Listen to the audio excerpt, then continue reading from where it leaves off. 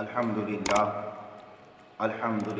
حمد الشاکرین والصلاة والسلام علی اشرف الانبیاء والمرسلین اما بعد فاعوذ باللہ من الشیطان الرجیم بسم اللہ الرحمن الرحیم مالک یوم الدین صدق اللہ العظیم اللہم صلی علی سیدنا و مولانا محمد النبی الامی وعلی آلہ وصحبہ وبارک وسلم۔ اللہ عز و جل کی حمد و ثنا اور اللہ کے پیارے محبوب کریم رؤوف الرحیم صلی اللہ علیہ وآلہ وسلم کی بارگاہ میں ہدیہ عقیدت و محبت پیش کرنے کے بعد معزز و محترم سامعین، حاضرین، ناظرین، برادران اسلام، سورہ فاتحہ کے تیسرے درس کے سلسلہ میں آج ہم حاضر ہیں۔ اللہ رب العزت کے فضل و کرم سے، اس کے احسان اور توفیق سے آج مالک یوم الدین جو سورہ فاتحہ کی تیسری آیت ہے اس پہ گفتگو ہوگی۔ ترجمہ سماعت فرمائیں۔ مالک ہے یوم دن، الدین جزا سزا، جو جزا اور سزا کے دن کا مالک ہے۔ اس میں اللہ تعالیٰ نے اپنا تعارف روز جزا کے مالک کے طور پر کرایا ہے۔ اس کو مالک بھی پڑھا گیا ہے، ملک بھی پڑھا گیا ہے۔ قرآن کریم میں یہ دونوں الفاظ آئے ہیں۔ اللہ ارشاد فرماتا ہے قل اللہم مالک الملک تؤتی الملک، تو یہاں مالک کا لفظ استعمال کیا۔ دوسری جگہ فرمایا قل اعوذ برب الناس ملک الناس، تو ملک کا لفظ بھی اللہ کے لیے آیا ہے، مالک کا بھی لفظ اللہ کے لیے آیا ہے۔ اب ان دونوں میں تھوڑا سا فرق ہے۔ مالک کسے کہتے ہیں؟ امام بزاوی آپ اپنی معروف تفسیر کے اندر فرماتے ہیں مالک کون ہوتا ہے؟ المتصرف فی الاعیان المملوکہ کیف شاء، مالک وہ ہوتا ہے جو اپنی مملوکہ چیز میں، اپنی ملک میں جس طرح چاہے تصرف کرے، جیسا چاہے استعمال کرے، وہ کسی کا پابند نہ ہو۔ اور ملک کسے کہتے ہیں؟ ملک کہتے ہیں جو اپنی رعایا میں احکام کو نافذ کرے، اوامر اور نواہی احکام جو نافذ کرے وہ ملک کہلائے گا۔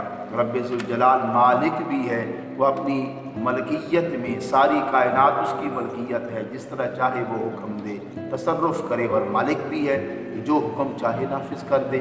تو مالک، تو قرآن کریم نے اللہ تعالیٰ کو مالک فرمایا۔ یوم کسے کہتے ہیں؟ یوم کا عرف میں صبح جب سورج نکلتا ہے طلوع شمس سے لے کر غروب آفتاب تک، اس ڈیوریشن کو دن کہتے ہیں، یوم کہتے ہیں۔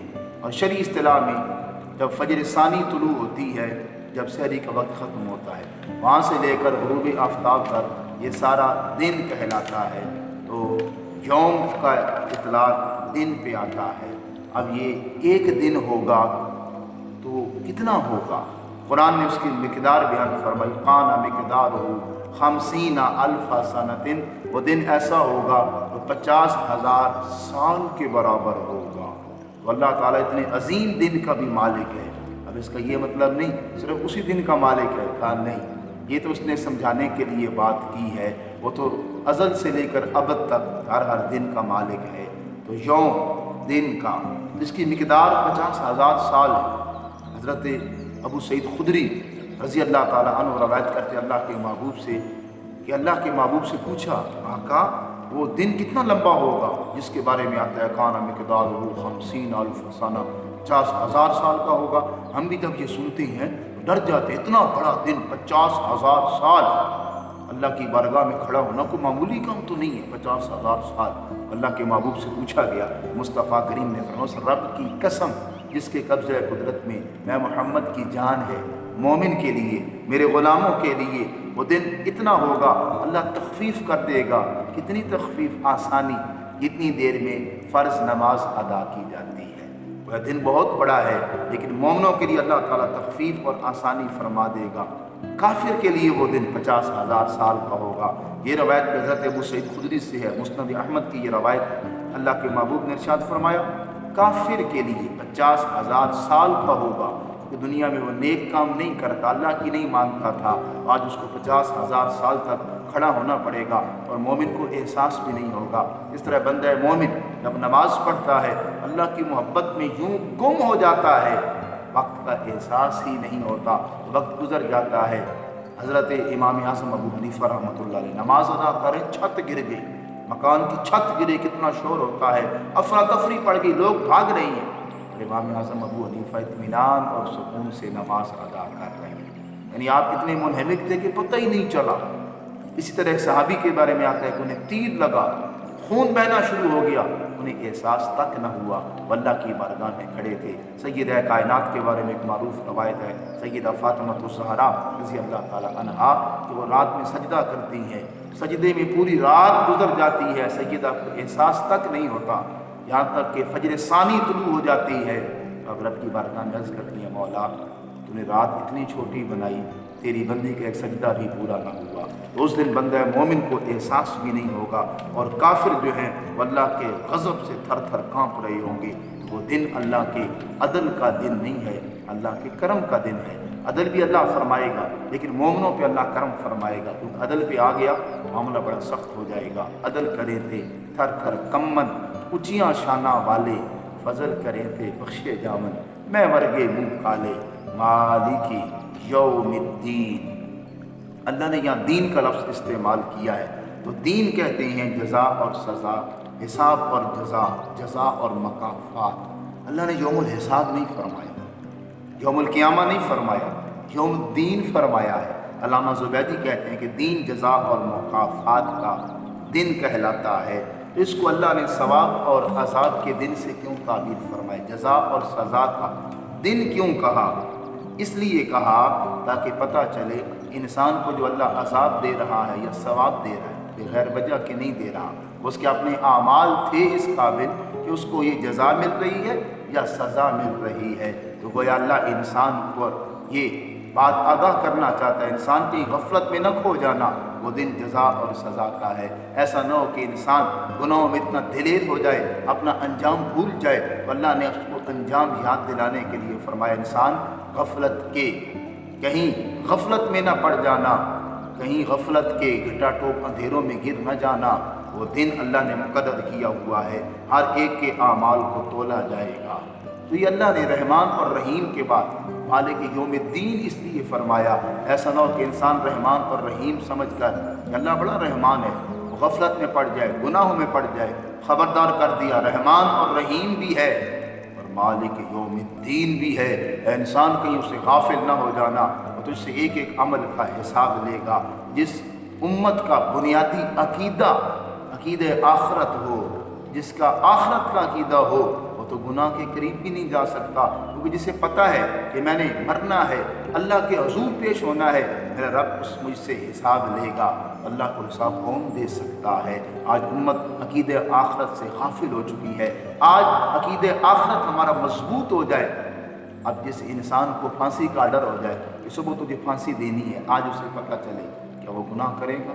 وہ تو مصلی بچھا لے گا، اللہ اللہ کرنا شروع کر دے گا، توبہ استغفار کرے گا۔ بھائی جس کو کل پھانسی ہونی ہے وہ گناہ کے قریب نہیں جا رہا، اور جسے اگلے سانس کا بھی بھروسہ نہیں ہے، آنا ہے کہ نہیں آنا، پتہ نہیں کیا بننا ہے، وہ کتنا غفلت کا شکار ہے۔ لہذا مالک یوم الدین کہہ کر انسان کو خبردار کر دیا۔ سوال یہ پیدا ہوتا ہے کہ اللہ نے یہ قیامت کا دن کیوں مقرر کیا ہے؟ تو اس لیے مقرر کیا ہے تاکہ ہر حقدار کو اس کا حق ملے، جزا اور سزا حقیقی ملے۔ دنیا کی جزا سزا عارضی ہے، یہ حقیقی نہیں ہے، یہ تو بہت تھوڑی ہے، کسی کو بدلہ مل جاتا ہے اچھا، کسی کو کبھی کبھی سزا بھی مل جاتی ہے، یہ عارضی ہے۔ اصل سزا اور جزا قیامت کے دن ہے۔ یہ اللہ نے دن کیوں رکھا ہے؟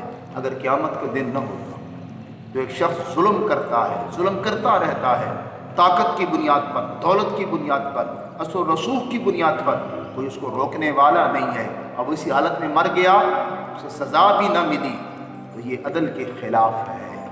اسی طرح ایک شخص مظلوم ہے، ظلم سہتا رہا، اسے بدلہ بھی نہیں ملا، کسی نے دکھوں کا مداوع نہیں کیا، تو ضرورت تھی ایک ایسے دن کی جس دن ہر ایک کو پورا پورا بدلہ ملے، ظالم کو ظلم کی سزا ملے، مظلوم کو ظلم سہنے کی جزا ملے۔ اس لیے اللہ تعالیٰ نے قیامت کا دن رکھا ہوا ہے جو مالک یوم الدین، مالک یوم الدین، اس لیے یہ فرمایا انسان کہیں رحمان اور رحیم کو دیکھ کر یہ نہ کہنا کہ خیر ہی اللہ کرم کرے گا، وہ عادل بھی ہے، اس کی صفت عدل بھی ہے، اور عدل کی صفت کے بغیر اس کا دعوی ربوبیت مکمل ہی نہیں ہوتا۔ کہ وہ عادل ہے، وہ عدل بھی کرے گا، انصاف کرے گا، ایک ایک کو حساب دے گا، حساب لے گا ایک ایک سے، لہٰذا کہیں غفلت میں نہ پڑ جانا، دھوکے میں نہ آ جانا، گناہوں پہ دلیر نہ ہو جانا، یہ بھی شیطان کا ایک دھوکہ ہوتا ہے۔ خیر یہ توبہ کر لیں گے، اللہ بڑا رحیم ہے، یہ شیطان کی ایک چال ہے، اس سے بچانے کے لیے فرمایا مالک یوم الدین، جو روز جزا کا مالک ہے، اس کو پورا اختیار ہے، چاہے تو معاف فرما دے، کسی کے آگے مجبور نہیں ہے، کسی کا پابند نہیں ہے، اسے اختیار ہے، مالک ہے نا، چاہے تو معاف فرما دے، چاہے تو گرفت فرما دے۔ اللہ نے اس 5 اپنے صفات، 5 ناموں کا ذکر کیا سورہ فاتحہ کی ابتدا میں، ان میں بڑا پیارا ربط ہے، اللہ، رب، رحمان، رحیم، مالک یوم الدین، یہ بڑا پیارا ربط ان میں ہے، آپ سنیں گے تو ایمان تازہ ہو جائے گا۔ اللہ نے پہلے لفظ اللہ اپنا حقیقی نام لیا، تو وہ اللہ ہونے کے اللہ ہے کیونکہ اس نے ساری کائنات کو تخلیق کیا ہے، ساری کائنات کو اس نے خلق فرمایا ہے، تو وہ اللہ کے تقاضے سے ساری کائنات کو پیدا فرمایا۔ رحمان، رب کے تقاضے سے طرح طرح کی نعمتیں عطا فرمائی، درجہ کمال تک پہنچایا۔ رحمان ہونے کے ناطے گناہوں پہ پردہ ڈالا، رحیم ہونے کے ناطے توبہ قبول فرمائے گا، تو مالک یوم الدین ہونے کے ناطے نیکیوں کی اچھی جزا عطا فرمائے گا۔ یہ مالک یوم الدین کہہ کر اہل ایمان کو تسلی بھی دے دی، دنیا کی مشکلات سے نہ گھبرانا، پریشانیوں سے نہ گھبرانا، ایک دن آئے گا میرا رب ایک ایک چیز کا تمہیں پورا بدلہ عطا فرمائے گا۔ فَمَن يَعْمَلْ مِثْقَالَ ذَرَّةٍ خَيْرًا يَرَهُ وَمَن يَعْمَلْ مِثْقَالَ ذَرَّةٍ شَرًّا يَرَهُ، ذرے برابر نیکی کرے گا وہ بھی اس کے سامنے آ جائے گی، جو ذرہ برابر گناہ کرے گا وہ بھی اس کے سامنے آ جائے گا۔ مالک یوم الدین میں امید بھی ہے، خوف بھی ہے۔ امید یہ ہے کہ یوم الدین کا مالک وہی ہے نا جو رحمان اور رحیم ہے، خوف یہ انسان کہیں اللہ سے غافل نہ ہو جانا، روز جزا کے دن کا مالک ہے، بڑے بڑے اس کی بارگاہ میں کانپیں گے، تھر تھر کانپ رہے ہوں گے، کسی کو بات کرنے کی جرت نہیں ہوگی۔ 50,000 سال کا وہ دن ہے، لہٰذا اس رب سے خوف بھی ہونا چاہیے، امید بھی ہونی چاہیے۔ اس صحابی کا مجھے واقعہ یاد آتا ہے، ایمان تازہ ہو جاتا ہے۔ حضور کی بارگاہ میں ایک صحابی، اللہ کے محبوب حساب کون لے گا؟ فرمایا اللہ۔ جب اس نے یہ سنا نا اللہ حساب لے گا، آقا پھر تو خیر ہی ہے، آقا پھر تو خیر ہی ہے۔ حضور نے فرمایا وہ کیوں؟